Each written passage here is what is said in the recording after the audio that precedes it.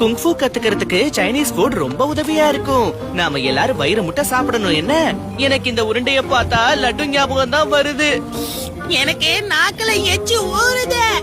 Full கட்டு கட்டுவோம், வயிறு முட்டை சாப்பிடுவோம். ரொம்ப சுவையான நூடுல்ஸ்ல.